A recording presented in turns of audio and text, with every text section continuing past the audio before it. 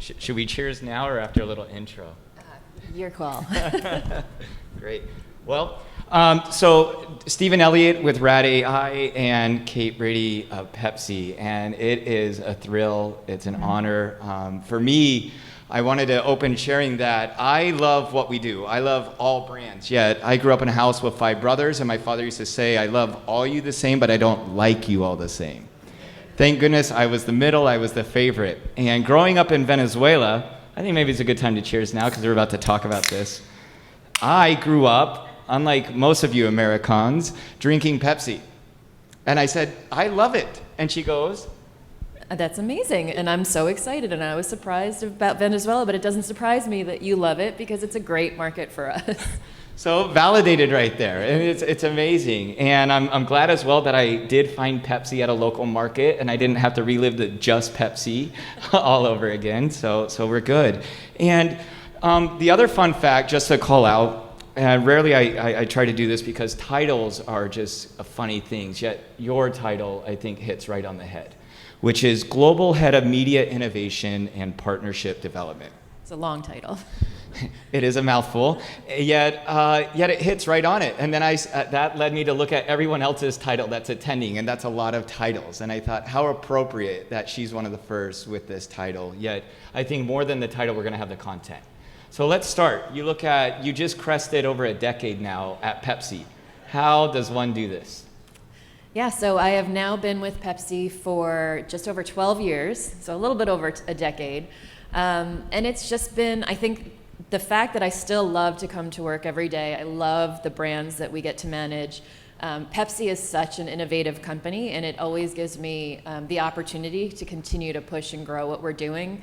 And I think we were talking about where, you know, the Pepsi brand itself, we always love to say it sits at the cross center or an intersection of pop culture, entertainment, and sports. And there's so much magic that can be done across our brands. And so I think that's always such an engaging thing. And so I've had the opportunity to grow in my career working across every single beverage that we have. I spent the first 9 years at PepsiCo in our media strategy team for our beverages group. The past almost 3 years, it'll be 3 years in July, I have been building this team of global media innovation and partnership development, and it was something that wasn't a part of our organization before I was able to take this role. So that's also been a fantastic journey of really building a team from the ground up. Yeah, and with that, building the team, you've been in this specific role for 3 to 4 years? Almost 3, yeah. Oh yeah, almost 3. The reason why I keep going to 4 is just everything you've done. We have done a lot. It's been great. What is it? You vetted over 1,000 with one of your partners? Yeah, so part of the role, so the role was established, or the team, I should say, was established because of the recognition that the media landscape is continuing to change, massively fragmented. It's difficult for us to engage with our consumers in traditional ways. And so we needed someone or some people to be really focused on identifying, you know, the ethos of our team is saying what we look to identify what's new, what's next, and what will be the best way for us to connect with our consumers. Everything we do, we try and be as consumer-centric as possible. And so for us, it was really about trying to find those. We also use the term cultural interception points of like, where are those areas that we can engage with our consumers in meaningful ways that we know, you know, there's fraught with ad blocking technologies because people are watching more SVOD type of content, because it's every advertisement. I mean, there's thousands of messages out there. People are avoiding them or just numb to them. So I think, you know, this whole summit is all about personalization and really identifying ways to be much more prescriptive so that you can resonate with those consumers with the messages that you're delivering. Incredible. And something I love that you mentioned when we connected ahead of time was you said small and mighty team. Now, I pick up on, I try to focus on a lot of the words. You didn't say small but mighty. I've heard that. You said small and mighty team. And so would you mind sharing a little bit about your team and then as well the org structure that we were talking about, also just how you report into a few folks. Yeah, sure. So when I started in this role, that almost 3 years ago, it was just me. So it was super small at that point. Luckily, since then, I have been able to grow the team. We are now a small and mighty team of 4, with the hope of continuing to grow. But we do a ton of work because we work across every single brand, across every single market of trying to bring these new solutions to the organization. And so it's a massive endeavor. But because of the innovation work that we're doing, we get the opportunity to partner with our tech venturing arm, which is another small and mighty, phenomenal team in our organization. And they're called the PepsiCo Labs team. The PepsiCo Labs team is globally structured, so we've got my counterparts are in both Tel Aviv and San Francisco because both are hotbeds for the startup community. But they have expertise and a massive network in the VC community. And so what they can do is, we identify what those business challenges are. They brief those VCs to help us identify startups that can then bring us new solutions so that we can do it. And I feel like I'm getting ahead of where our conversation was going, but we've got this, we've built out over the past 3 years, which seems like 4 or 5 or 6, we've built out this truly systematic process of bringing to life new solutions within the organization, most very AI or tech-based solutions. And that process starts with identifying what the business challenges are for the organization.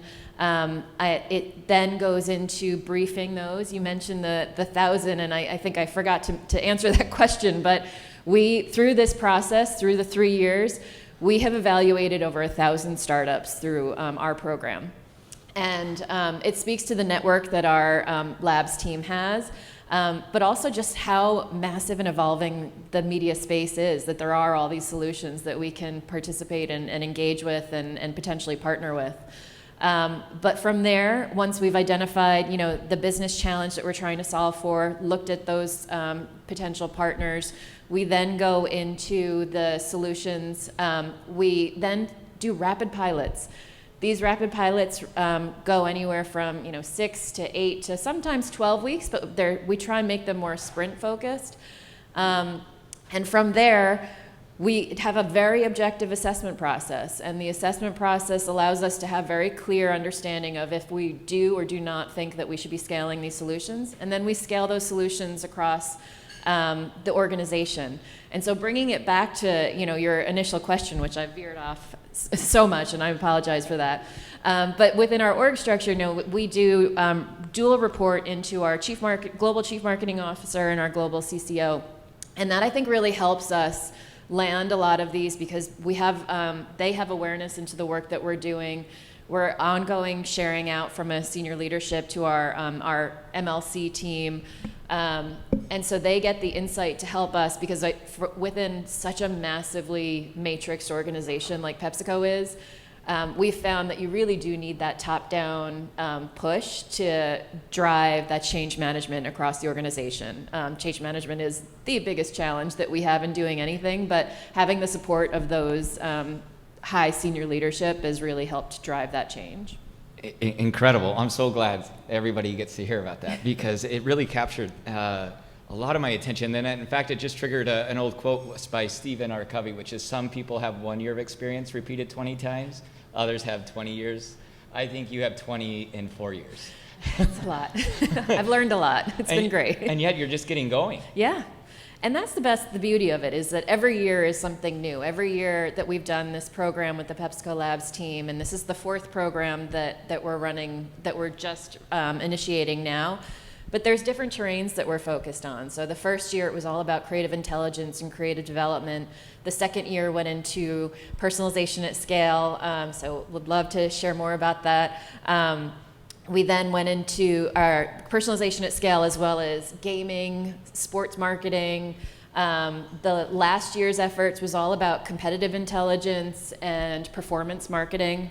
And this year, and we're focused completely on Web3 technologies and how PepsiCo can go into that space. And I know we'll get into that, so I won't start talking about that yet. I love it. I am sharing the notes for both of us. So yeah, really, when you think about where you are headed, let's then look at where you're at. When we were discussing kind of the broader team, ROI engine, Canvas tool, everything you're working with and pulling together. Can you share some details? Yeah, so I sit in what's called the Demand Accelerator team within PepsiCo, and specifically the subset of the Demand Accelerator team being the Media and Data team.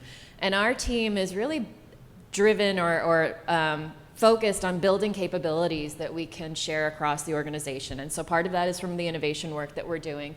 But it also is developing tools that we share out. And so not my team specifically, but we have a team that focuses on our CDNA that we talked about. Our CDNA is our proprietary audience data sets that we are expanding globally. So in the US alone, we have over 110 million households.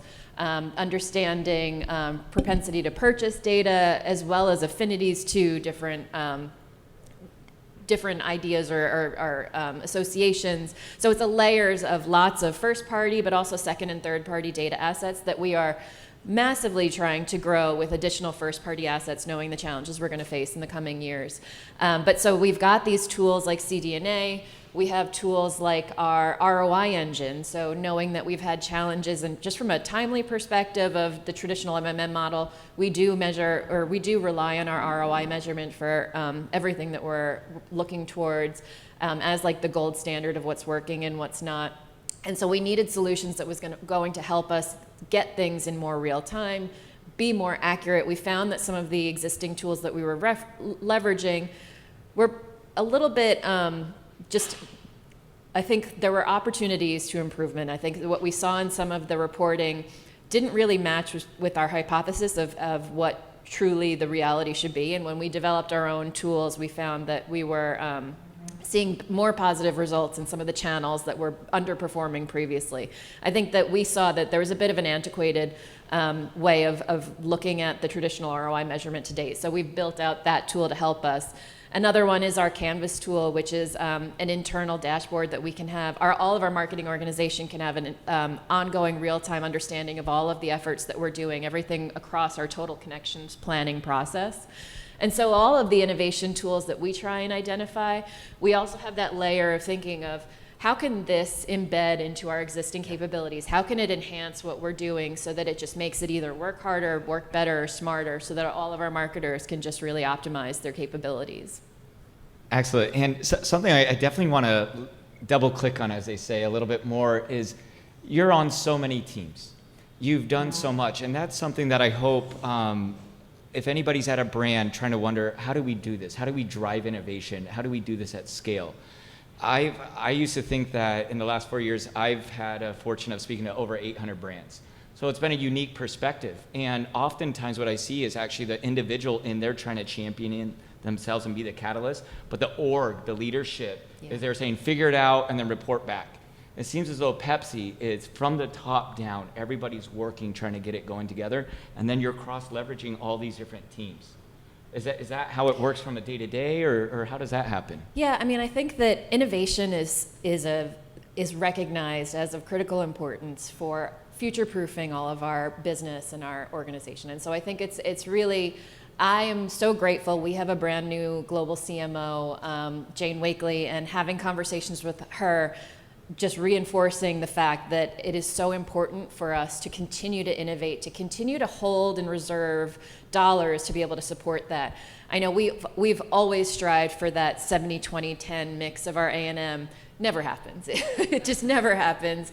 That last 10% that we're trying to reserve for innovation is always the first thing to cut. We're always having budget challenges that we're working through. But I do feel really confident that we've got the leadership in place to help safeguard those dollars, and just recognize that if we want to continue to grow and remain, strong and from a performance perspective, we need to find these new solutions to do that. We need to leverage the data that we have. We need to put the dollars towards building more first-party data assets. And that's, I think there's a few key initiatives that across PepsiCo we're really leaning in on, and that is creative excellence, because we know how important it is to the overall ROI of what we're doing, but also just the performance as a whole. And then gaining more and being more self-reliant in our data sets. And so having that first-party data is recognized about how important it's going to be for the future-proofing of our brands. Excellent. And talking about the future-proofing, then we look at the globalization. And that's something that when I saw your title and then when we connected, and then even just earlier, how you're talking about your daily flow, that you're up early for the Asia markets, and so it's not too convenient or inconvenient. And thinking then from that global to local to personalization, how is that really happening right now? Yeah, and it's definitely a challenge managing global markets and time zones that go along with that. But I also love that we can pull so many great insights from different markets that are doing different things and cross-share those learnings and be able to lift and shift a lot of what's working in different markets. And there's definitely nuances that need to happen, but I think those things to see the successes and find those new global scaling opportunities are really phenomenal. And I always feel most proud when I do see those, like the ability that I can truly say we've globally scaled some of the innovations that we found through the program. There's definitely some norms across the base, but I think as we build out all of our audience data work, as we do leverage more and more of these personalization tools, the ability to be more refined in our messaging and to nuance all of what we're doing, I think is going to be, is just going to make us more powerful in the long term. And so it's really exciting to see that come to life. Yes, speaking of being powerful in the long term, I loved your 2022 goals. And so or kind of some of the things on the horizon when we think about Web3, crypto, NFTs. And yeah, let's talk about that. Where's Pepsi heading? Yeah, so as I mentioned, our 2022 program going into 2023 is all about understanding and building what PepsiCo's strategic approach is in the Web3 space. And it is a completely nascent space for all of us. So it is, and we were talking, sometimes it's terrifying thinking about the things that we're trying to accomplish, but it's also like so exciting to be just on the forefront of what's new and what we think could be in the future. And so we have been, over the past, I would say, 6 months or so, really dedicated and immersing ourselves in all things crypto, blockchain, NFTs, metaverse platforms, and just seeing how it comes to life and how can Pepsi play. And it is fraught with challenges for us right now because there's still, the SEC is still determining whether or not an NFT is a security, and there's tax challenges, and there's sanction challenges, and things that I never, ever, ever thought I would have to concern myself with. And but being able to learn about that and be on the forefront of that is really awesome. I think we talked about trying to be an expert in something new is always so challenging, and I definitely get imposter syndrome a lot when I'm talking about these things, but my boss will always come back and he'll be like, listen, you probably still know more than 95% of the people in the audience on this, so it's fine, don't worry about it. And so those are always it's encouraging to have that, but it's great to put yourself in a position where you are poised to be an expert on something new. And so that's always something. And I think, as I mentioned at the start, the opportunities that Pepsi has given me to continue to grow and to continue to learn, it just keeps me really going. And while sometimes slightly terrifying, but always super engaging and really excited to come back. Yeah, I mean, in preparation, as I shared, and I hope everybody else has the fortune to listen to your podcast, Words of Wisdom, and how you broke that down that, hey, when I was new at this, I was being perceived as an expert, but you knew it was all new. And you went in there, though, and you really leaned into saying, well, I'm here because I'm prepared, and then now look at what you've built. And unquestionably, we know you're an expert in what you're doing. And so when you look at this, and if you wouldn't mind sharing a little bit about what we were talking about, the future of what maybe Pepsi could be, and how you're gearing up for that. Yeah, I love thinking about that, so we like to say, and as we've been internally educating our organization, which I think is part of the critical part of any sort of innovation program, is setting that foundation of understanding. And so for us, we've been on my small and mighty team, we've been on a bit of a roadshow of like educating, this is a Web3 101, this is what this is. And we feel like we're at this inflection point now of what the internet, like what, when you think of Web 1 to Web 2 to Web 3, and 10 years ago when people were just questioning what social media was, or, is this the year for mobile? And 10 years before that of like, do I really even need a website for my brand? And so I feel like we're at that point now that I'm so excited to look back, 10 years from now and see, oh my God, I can't believe what all of these things have happened. And it makes us think like the metaverse, you can't drink Pepsi in the metaverse. You can't eat Pepsi, or at least at current technology, or eat Lay's chips or Doritos or, Cheetos or anything like that. So, but Pepsi's always been at that cross center. All of our brands have always been at that cross center of pop culture, music, entertainment, sports. So what if in 20 years from now, people think of PepsiCo or Pepsi as a music company or as an entertainment company and not as a food and beverage company, because this is what we're bringing to the world and to these communities, because Web3 is all community first. It's not about, it's not really brand driven, it's the community driven. And so that perception of what PepsiCo can be 20 years from now is really intriguing to me, and to see like, okay, how do we lay that foundation to do that? So I think that's a really interesting thing to forecast and future-proof. And we also talked about, the adoption. I think there's this, that whole Ready Player One, if you've seen it, the Oasis out there. Everybody will say, we're at least 20, 30 years out from living the Oasis. And maybe, but I also don't think that, and as we saw with the acceleration of the e-com during COVID and all like cord cutting through that, we've already chopped 5-10 years off of the timelines that I think all of the futurists were predicting on a lot of the technology. So when people say that the metaverse extreme type of platforms are still 10-20 years out, I don't know that I agree with that, because I do think that as we've seen the adoption curves truncate so much year over year, I think that we're going to be, and we have, my kids are tech natives. Like, they've grown up with iPads and with phones and all of, like, they probably are better on the computer than I am. So I wouldn't be surprised if we see, closer to the Oasis, which is a little dystopian. I don't know what I want to see that, but like, I think that we're going to see that a lot closer, or a lot sooner than the really long-term later forecast may see. Excellent. So, wanting to keep true to time. Also, I'm going to be up here at 3 o'clock. I don't want to be up here at 3:15 to delay dinner. Is I want to open it up to some questions. Yet yeah. I genuinely want to say something, which is, I was so excited whenever I saw your LinkedIn, thinking, okay, what is this person going to be like? And then I shared with you too, I posted a little bit about this on my own social, on my own LinkedIn. It's the highest engagement I've ever received. And clearly it's not me, so the variable is her. And if I didn't have the time to be able to interview you and such, I would be asking some questions. And so definitely, I hope we can open up the time. Is that okay for some questions? Yeah, of course. Happy to. So definitely, we've got an expert up here and wanted to open it up to any questions anybody might have.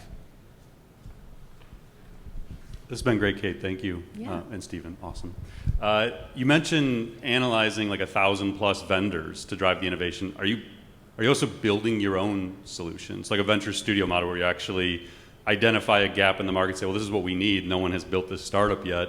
Let's throw a few million at building a startup to do this thing. Yeah. Is that something that your team looks at? Yeah, it's definitely a combination of both. And so I would say that it's the build versus buy analysis we're always exploring. And there's definitely circumstances where we think it's longer term, it's a better approach for us to create it internally. And sometimes it's just me also just a stopgap if we want to partner with a startup, get a little bit more insight. And then from the VC perspective that we do, we typically don't prioritize equity in those companies. It's more about partnership and driving thought leadership and delivering like competitive advantage or trying to build some exclusivities. But equity is something that we do consider in kind of extreme use cases, and sometimes that's to help build our internal capabilities. Yeah, hi. Enjoyed it very much so far. As I'm imagining you reporting to your board, for instance, and I'm curious, what metrics would you point to say this was indeed successful? Seems like a tough one, but it is a tough one. So I think that, as I mentioned, ROI is always our kind of gold standard. It's usually not something that we can get for a lot of these new innovation type of platforms. So, but that being said, we always have a very robust, firm, detailed charter that has what the KPIs that we're trying to align to coming out of it.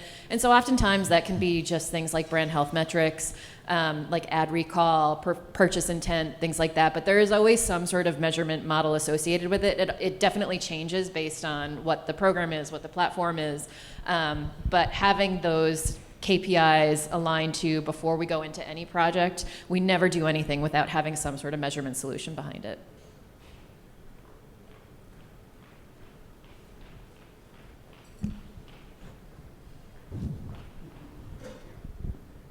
Hi, Kate. Hi, Stephen. My name is Barry Lowenthal. Thanks very much for coming and talking. You talked, Kate, you talked a little bit about how you work within your organization, but how do you collaborate with your media agency partners who probably are responsible for activating some of these media innovations that you're uncovering? It's a great question. So OMD is our, for I would say most of our agency of record. There are a couple of markets that they don't partner with us, but we have a really great global team that we work with that helps facilitate some of those, especially the things that we're trying to scale globally. And so they're the ones that help make those connections on both sides, and they sit in on our Labs Connect every week. They're part of really the core team building it, and so we definitely rely on their support to help ensure that we can deliver it. Because to your point, they're essential on us executing and activating a lot of the work that we're doing. Great presentation, great insights. I'm curious, you said in, I think, year 2, you delved a little deeper into gaming as well as personalization. Yeah. And when I think metaverse, the first thing I always think of Gaming. is Roblox Yeah. and gaming. Have there been some specific insights that you've pulled out of the gaming learning that fueled the Web3 deep dives? It's a great question. So I would say that in general, we would say that 95% of the metaverse platforms are gaming platforms at their foundation. We see gaming as a massive opportunity for PepsiCo in general across all of our brands. And I think that's part of the work that as part of that education work that we do as at the foundation to the organization, is just sharing that there are over 3 billion people that recognize themselves as gamers globally. And that's not just your 18 to 24-year-old dude in his basement drinking Mountain Dew, eating Doritos. Like, it's your Pure Leaf mom on the soccer field. It's like there's a number of different ways that we can connect to it. And from a personalization perspective, we've found a lot of great partners that help us be prescriptive and dynamic with the, placements that we're doing with the partners, with the influencers that we're tying in. And so all of that really, we build on all of those insights that we learn from. And so we do see that we can't think about gaming in just that narrow focused space. And I think as the metaverse platforms continue to grow, you'll see so many more just different like affinity group types of platforms that will have specific purposes in this space. Because again, it's all about the community. And so you're building on those community relationships. Hey, in the back here. My name is Andy Lutsky. I'm with Zomat, and we're speaking next. I'm not sure. Do my speakers want me to delay? I could really elongate this question. Do you need more time? We're good? Okay, we're good. So, Kate, my question's for you. Being involved in seeing so many interesting trends and technologies, Web3, music technology, data science, measurement, is it easy for you to get desensitized to all the newness? Now that you're in this position, what impresses you? What shocks you when you see something? What makes you go oh my God, this is so amazing? Or is it just a sea of sameness of the future? Are you living in some hybrid wonky future where you're seeing things that are beyond imagination that us mere mortals would be wow, and you're just nah, whatever, it's passé at this point? No, definitely not there yet. I think, that it's always like, I try and, because we see so many things, I try and just see, is there something that I really want to share with my husband or my friends, or like, and so that's a good barometer of like, oh my God, this is really cool. Like, let's focus on this. I also say, is this going to make my life easier? Is this going to make our stuff work harder? So those are also the solutions that we're trying to accomplish for. So definitely not jaded by, seeing so many yet. And it's just, at this point, it's just, how do we find the bandwidth to be able to explore all? Because there's so many really cool solutions. And so that's where having partners like the labs team help us really streamline some of those views is also super helpful. Excellent. Well, Kate, what a Thank pleasure. you. Thank you. I'm looking Thank forward to you all. seeing what the next 3 to 4 years are going to Yeah, bring. this is Appreciate great. it. Thank you.